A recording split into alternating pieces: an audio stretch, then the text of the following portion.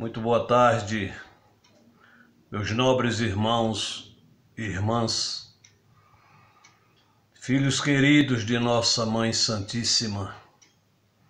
Mais uma vez aqui nos encontramos para continuarmos o nosso trabalho de divulgação desta doutrina tão querida dos Espíritos. Eu quero agradecer aos companheiros pelo apoio que estão me dando em seus comentários, assistindo a esses vídeos da nossa série. Eu peço que nos ajudem no sentido de divulgar nas suas redes sociais. Deem o seu like, inscrevam-se no canal e divulguem. É uma caridade que nós fazemos a esta doutrina tão querida para todos nós. Meus amigos, o nosso vídeo de hoje é o de número 81 e tem como título Nas ausências pela morte, que é uma mensagem ditada pelo espírito André Luiz, psicografia de Valdo Vieira, em Uberaba, Minas Gerais. E logo em seguida, Porta de Acesso à Vida, uma mensagem ditada pelo espírito Joana de Ângeles, psicografia de Divaldo Pereira Franco, Salvador, Bahia. Inicia-se assim, abre aspas. Em milhares de estâncias domésticas no planeta, quando a morte sobrevém, operando a libertação de algum espírito querido, eis que surgem os presos do coração na retaguarda. A inconformação, ao modo de implacável carcereiro, monta guarda às portas da alma e os complexos de angústia, sobraçando azorragues magnéticos de sofrimento, espancam a sensibilidade, produzindo inércia, enfermidade, deserção e suplício infrutífero. Nós que trabalhamos na terra por libertar as criaturas das grades de quaisquer condições, saibamos liberar os irmãos detidos nesses presídios de inquietação, descerrando-lhes novos horizontes ao caminho e ao olhar.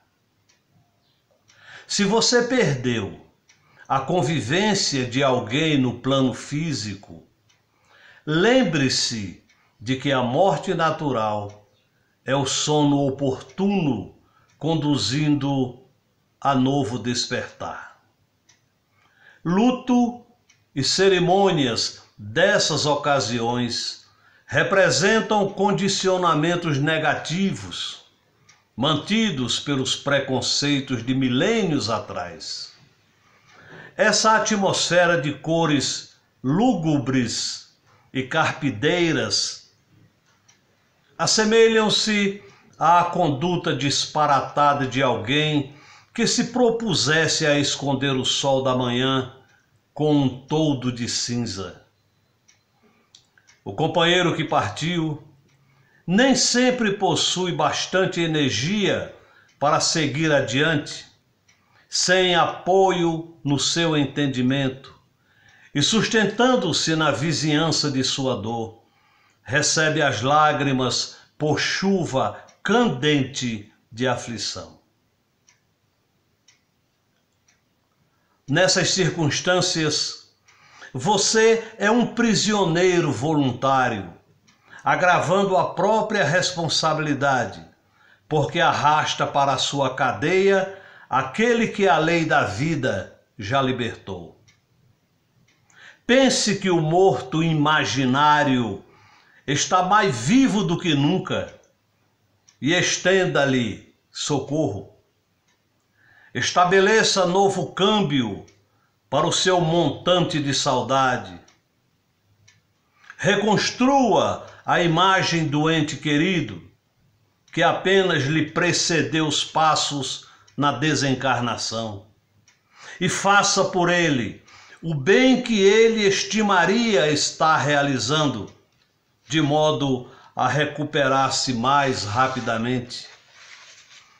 Se você lamenta a perda transitória de pai ou mãe, vá com eles em pensamento aos sítios onde companheiros amadurecidos na experiência terrestre sofrem a penúria e solidão, e dê-lhes o carinho que você reserva aos pais inesquecíveis.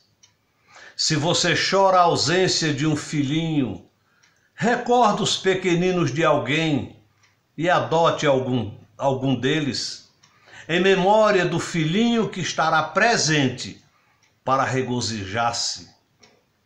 Se sofre por um amigo que se foi à busca do grande lar, procura efetuar as boas obras a que ele se dedicava ou que sonhou fazer, e creia que ele voltará ao seu passo a fim de abençoar-lhe as disposições. Não se detenha na cela da tristeza inútil.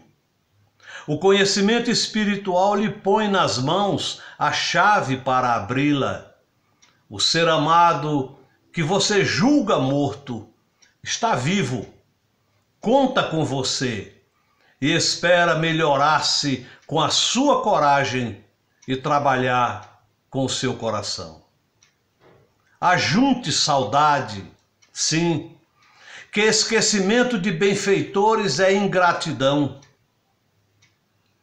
mas transforme as saudades em donativos de trabalho e abnegação, beneficência e esperança, porque a morte é apenas vida, e a vida será para nós cada vez mais rica, desde que lhe convertamos as unidades de força e tempo em talentos de serviço e de amor. André Luiz. E Joana de Ângeles nos traz porta de acesso à vida. Abre aspas. Em se considerando os atavismos ancestrais, os tabus e crendices, os mistérios e superstições que a envolvem, é natural que a morte se apresentasse como sendo a indesejável manifestação do fim da vida, gerando temor e produzindo desequilíbrios.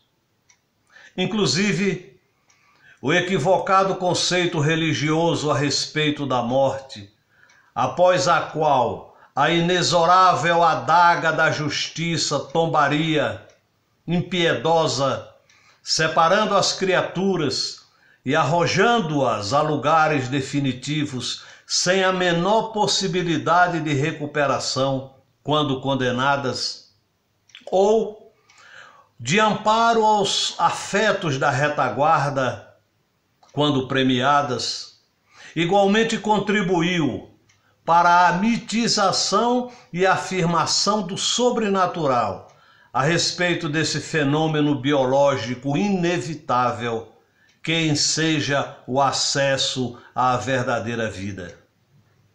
O avanço das ciências tem demonstrado que nada se acaba, sendo a transformação um fenômeno presente em todas as formas da natureza.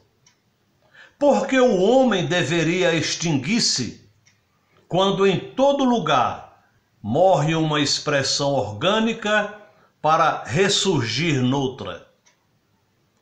A mediunidade, em todas as épocas, documentou o prosseguimento da vida quando ocorre a transformação do corpo na consumpção tubular. A documentação é vastíssima e continuada em todos os tempos, desde as épocas mais recuadas. Com o advento do Espiritismo, porém, e a explicação das leis que regem a vida, a imortalidade se torna a mais alta conquista do ser, demonstrando que ao corpo preexiste um mundo causal, gerador do espírito, donde o mesmo vem e para onde retorna. Demitizada a morte, a paisagem imortalista altera-se profundamente. O homem colhe conforme semeia, sendo feliz ou desventurado de acordo com os atos praticados. Seja, porém, qual for a situação em que estagie o ser espiritual, como decorrência das próprias ações, a presença do amor em toda parte constitui a mais confortadora demonstração da paternidade divina, ensejando reparação dos erros e crescimento para a felicidade. Considera a morte como fenômeno natural da vida. Pensa na morte como planejas o comportamento da vida. Estabelece o teu programa humano tendo em vista a interrupção que a morte pode provocar. Morrer é trasladar-se de situação vibratória sem transferir-se de realidade emocional. Todavia, se alguém querido antecipou-te na viagem de acesso à vida plena, agradece pela sua libertação. O corpo é um cárcere, não raro abençoada escola de evolução. A morte é a liberdade. Indispensável, no entanto, viver de tal forma que a morte se transforme em conquista de paz. Assim, recorda os amores que desencarnaram com ternura e festa no coração. Não te amargures pelo que poderias ter feito e não fizeste, pelo que gostarias de haver-lhes doado e não tiveste ensejo. Ama-os com enternecimento, recordando-os com carinho, certo de que eles te ouvem, te veem, participam das tuas alegrias e dores. Se os amas, não lhes envies mensagens deprimentes, fazendo tudo para que te saibam ditoso, a fim de avançarem e poderem aguardar-te em paz, reatando os liames momentaneamente interrompidos, mas não destruídos. Ora por eles e recorda-os na ação do bem a que te dediques. Quem o visse na cruz humilhante e o fitasse na agonia da morte, não imaginaria que logo depois, nimbado de mirífica luz, ele voltaria ressurrecto e vivo, confirmando a imortalidade em triunfo confortador. Foi necessária, no entanto, a tarde do Calvário, a fim de que ocorresse a madrugada da ressurreição. A morte, portanto, é porta de acesso à vida, que todos atravessarão no rumo da perene alegria. Fecha aspas. Joana de Ângeles. Meus nobres amigos, muita gente, por falta do conhecimento, tem um pavor da morte. Talvez não tenham tanto pavor assim da morte como da maneira como isso vai ocorrer. Mas, dependendo do tipo de vida que você leva, vai ser a morte. Se leva uma vida dentro das condições ditadas pela lei, pode ter certeza que você vai ter uma boa morte. Agora, se você, durante a sua existência, quer bater sempre de frente contra a lei divina, a coisa não vai ser muito boa. Muita gente tem medo de morrer, mas a morte é um dos momentos mais lindos da vida de um homem. Pode ter certeza disso. Prestem atenção numa coisa. Você dorme toda noite. Toda noite você dorme. O que é o sono? É um treinamento para a morte. Dormir dói? Não dói. A morte também, dependendo do tipo, da situação, das circunstâncias, de como vai ocorrer, não dói. Os teus órgãos, os teus sentidos, eles vão adormecendo aos poucos e até chegar ao momento final da desencarnação. Então, não precisa você ter medo de morte. Eu acredito até que esse estudo a respeito da morte, ele deveria ser matéria obrigatória nas escolas desde a infância, para a pessoa já crescer tendo conhecimento disso, na certeza de que isso vai ocorrer e perder o medo. Porque o que é o medo? É a falta do conhecimento. Você só tem medo daquilo que você desconhece. Quando você conhece, você não tem medo. Então, meus amigos, essa doutrina espírita, muita gente fala, porque os espíritos só falam em morte. Não, não é isso. A gente quer estudar, entender, compreender, perder o medo e ensinar, para que as pessoas não vivam querendo se livrar dela, porque é fatal. Desde que o mundo é mundo, ninguém ficou para contar a história de que burlou esse momento da morte. Não existe isso. Nós temos que retornar para a verdadeira vida. E observe outra coisa. Nós estamos aqui, o espírito está no corpo por força de lei. Não é porque eu queira estar aqui ou você está aí. A lei obriga. Então, essa não é a situação normal do espírito. Porque aqui ele se sente prisioneiro. O corpo físico é um cárcere para o espírito. Tanto é verdade que quando você vai dormir, que está totalmente adormecido, o teu espírito sai do teu corpo e vai para algum lugar do plano espiritual onde ele tem afinidade. Ligado. Sempre ligado. Ele não pode desligar, senão ocorre a desencarnação. Porque a verdadeira vida é a vida espiritual. Nunca diga, eu perdi meu pai, perdi minha mãe, perdi meu filho, perdi meu isso, meu aquilo. Você não perdeu nada, porque não era seu. O seu pai, a sua mãe, seu filho, seu irmão, seu noivo, sua noiva, tem um dono. E esse dono é que manda na nossa vida, dispõe da nossa vida, não nós. Entenda isso. O homem sofre porque ele é tremendamente egoísta. Tudo é meu.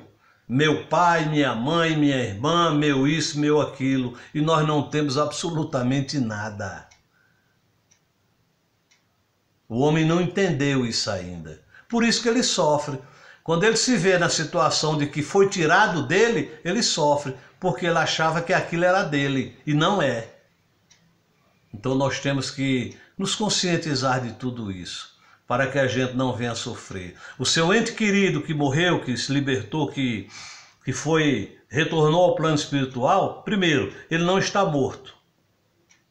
Porque ninguém morre, morte não existe. Ele está numa outra dimensão, que é para lá que nós iremos um dia. E ele ganhou a sua liberdade. O espírito se libertou. Aqui ele tinha por obrigação caminhar com as forças do seu corpo.